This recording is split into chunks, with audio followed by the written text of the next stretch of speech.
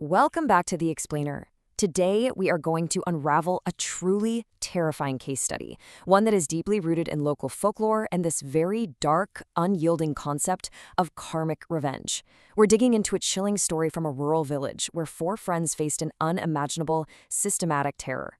We're going to break down the mechanics of this haunting, but most importantly, we are going to answer the core focus of our deep dive today, exactly why these four specific friends faced such absolute horror. So, our story kicks off with a frantic, inciting incident that went down roughly 20 years ago. Picture this, it's the dead of night, and four young friends, Ram, Sham, Sonu, and Monu, come absolutely sprinting out of a dry village stepwell, or a bawari. They are completely hysterical, and they're screaming these exact words into the dark. "The Dakini took the pundit! The Dakini took the pundit!"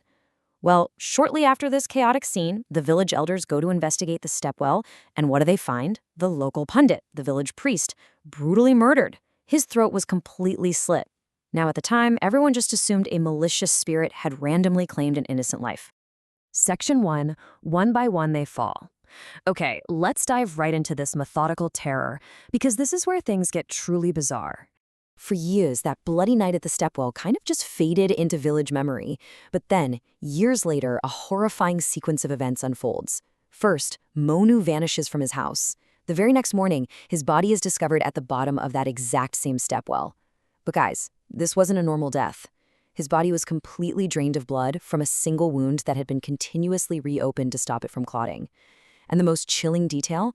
There were absolutely zero signs of a struggle. Roughly 10 days later, Sonu goes missing. He's found dead in the exact same identical manner. Then, Sham falls mysteriously ill.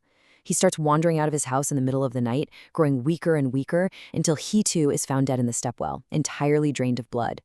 It's almost as if they were willingly submitting to their own demise. Section 2, the investigation. Ram is now the last one standing, and he knows the clock is ticking.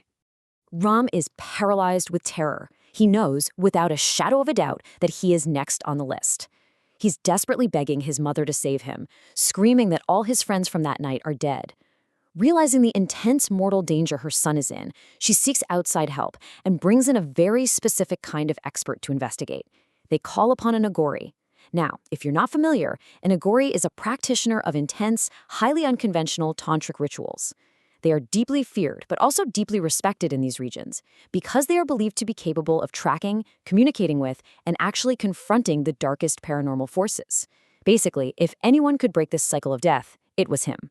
The Agori doesn't waste any time. He immediately sets up a strict procedure.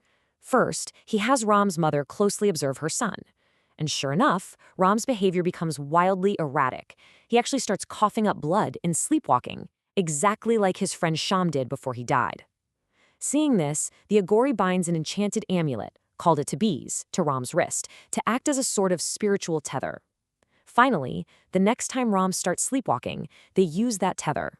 They silently track the pull of the amulet straight into the dark, directly to that dreaded stepwell.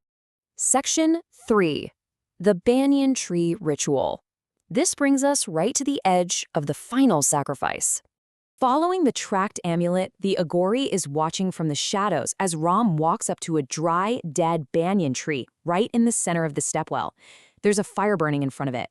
And then, completely under some kind of dark trance, Ram willingly strips off his clothes and lays his body over a large wooden cutting block, like the kind you'd use for chopping heavy logs. He is literally presenting himself for a sacrifice. Suddenly, the terrifying entity reveals its true nature to the Agori. It is a Dakini. Now, in this regional folklore, a Dakini is a vengeful female spirit, usually born from a horrific, unnatural death. She seeks bloody retribution, and her appearance is pure nightmare fuel. The Agori watches as she slowly climbs down from the branches of that banyan tree. Her most distinct, unsettling feature? She descends with reverse feet, floating down to the ground to stand right beside Ram. In a visceral, absolutely shocking moment, the Dakini raises an axe and strikes. She begins to mutilate Ram, kicking off the exact same horrific, blood-draining process that killed his three friends. She steps back, waiting for the blood to stop flowing so she can strike again. But right before she can land that second blow, the Agori leaps out of the shadows. He starts shouting powerful binding mantras, and his chanting temporarily freezes the entity, halting her axe right in midair. Now, here's where things get really interesting and where our explainer totally pivots. The Agori doesn't just banish her, he interrogates her. He asks a crucial question. What did you want from him? Why these four?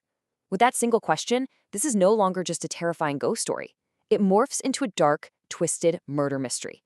You see, this entity wasn't randomly killing villagers. She was executing a highly specific, targeted plan.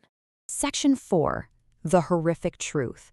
Now, I have to warn you, we are about to peel back the layers of this haunting to reveal the brutal, sickening motive behind it. The supernatural terror we just talked about, it is absolutely nothing compared to the human evil that started it all.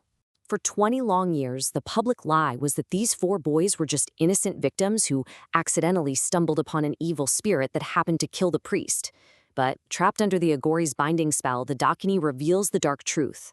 These boys weren't victims at all. They were vicious, cold-blooded criminals. She lays out their explicit, horrific sins. In life, she was just a young woman collecting dowry, or bubblewood, for her mother. These four friends, drunk and malicious, ambushed her down in the Stepwell. They brutally gang-raped her, mutilated her body, and then, in a final act of utter depravity, they buried her alive. When the local pundit happened to witness this atrocity, they murdered him on the spot, slitting his throat. Then they ran back to the village to blame his death on a ghost, just to cover their tracks. This horrific revelation directly answers our focus for today. This is exactly why they faced such methodical terror. Section 5. The Ultimate Karmic Price.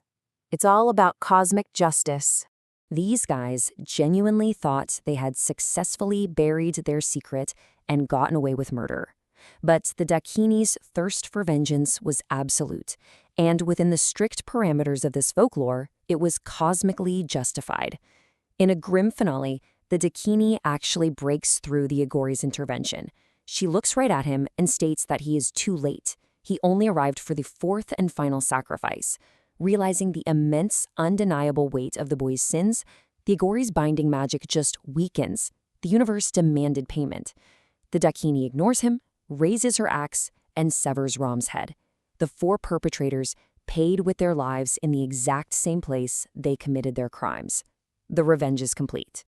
So we wrap up today's explainer with a pretty provocative question to chew on. Is this simply a dark village myth designed to keep people away from dangerous, abandoned places? Or is it a terrifying reminder that the universe always collects its debts? It really shows us a worldview where karmic justice is relentless, reaching even beyond the grave to ensure that every horrific action faces an equally horrific consequence. Thank you so much for joining me to unpack this fascinating, if totally unsettling piece of folklore. Until next time, stay curious and keep seeking the truth behind the stories.